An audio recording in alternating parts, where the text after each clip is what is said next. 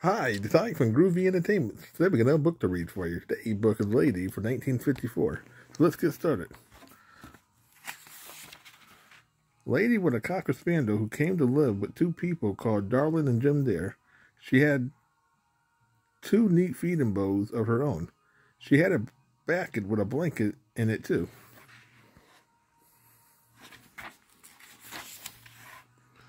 But she trained her people to feed her from the table, just a bit now and then. And she trained them to let her sleep at the foot of their bed. She brought in their morning paper and most of the mail, and she ran with Jim Dare, whistled, coming home at night.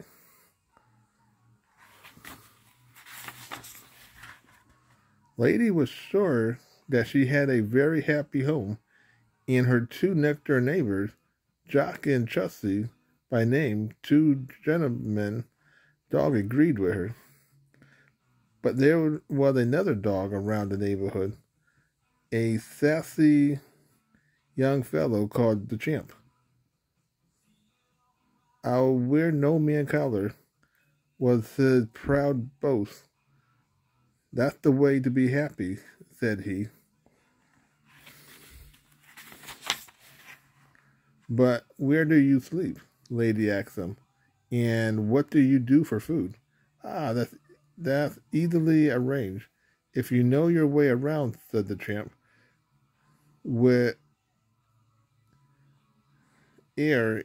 "And as for you, my proud beauty, you'll find things very different when a baby comes to your house to say, for there's only so much room for love in people's hearts. And when a baby comes in, out goes the dog." His strange word worried Lady. They worried her more when a baby really did come to her house to live. Not that Darlin and Jim Dare didn't mean to be kind, but they was very, very busy now.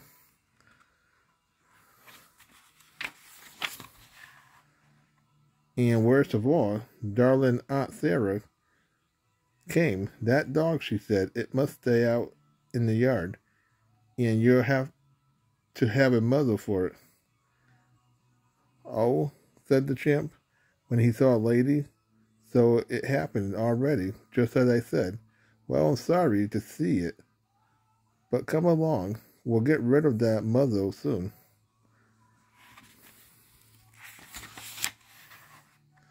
"Come along," cried Lady. "Can't you see I'm tied?"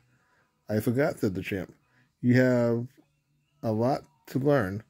So he showed her how to lunge against the rope until quite soon it broke. Then away they went to get the muzzle off. Lady could not imagine what the Champ planned, but he had led her straight across town, past the guards of the gate of the zoo. There they met Beaver. "Hi there," said Champ. "Like to help us out?" "Sure," said Beaver. "Always glad to oblige," said Miss. "That's a fine mother you have there." "That's just what we want to get rid of," said the Champ. You can have it if you get it off." So Beaver chewed the mother off, and when Lady and the Champ left, after thanking him, he was already trying it on. "Now where?" said the Champ. "The water is wide. We'll go anywhere you say."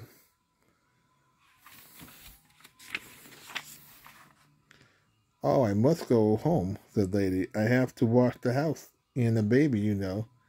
"Home?" said the Champ, after the muzzle in awe. "I'll never understand a woman's mind," but he went along. Just as they reached Lady's yard, they saw a strange light flickering in the kitchen. It was a fire, just a little flame, but they knew it should not be burning there.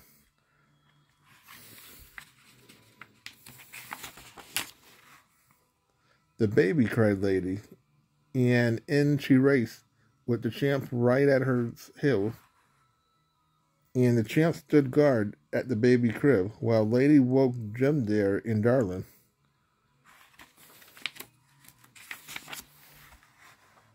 What a time when Darlin and Jem Dare woke up. The baby began to cry. At first, Darlin and Jem Dare blamed Lady and the champ, but when they saw the fire, all that would change. "Well, thanks, young fellow," said Jem Dare to the champ. After he put the fire out, "Look as if you had found yourself a home and a job. Shall we go down tomorrow for a license and a collar, so everything will be set?"